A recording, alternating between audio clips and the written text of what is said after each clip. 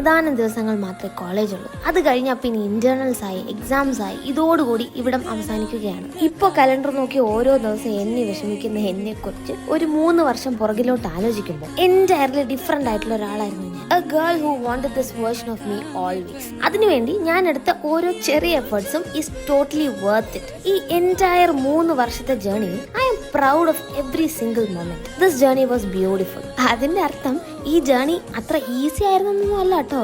I cried, I laughed, I felt lost, I felt peaceful, I felt insecure, I felt proud. അങ്ങനെ എല്ലാം. ഈ loneliness ഒക്കെ വേണമെങ്കിൽ കുറച്ച് കൂട്ടിയിട്ടോ. ഒരു കംപ്ലീറ്റ് പാക്കേജ്. ബട്ട് എന്റെ ലൈഫിലെ the best decision so far. കൂടെ ഉണ്ടായിരുന്ന എല്ലാരും എതിർത്തിട്ടും സ്വന്തമായ ഒരു തീരുമാനമെടുത്ത് അത് സക്സസ് ആവുമ്പോൾ ഒരു ത്രില്ലില്ലേ, ആ ത്രില്ലിലാണ് ഞാനിന്ന്. അതല്ലേലും സ്വയം ഒന്ന് തിരിച്ചറിയണമെങ്കിൽ സ്വന്തം വീട്ടിൽ നിന്ന് പെട്ടിയും കിടക്കെടുത്തൊന്ന് മാറി തന്നെ നിൽക്കണമെന്നേ ജീവിതത്തിൽ ഒരിക്കലെങ്കിലും. അപ്പൊ ശരി.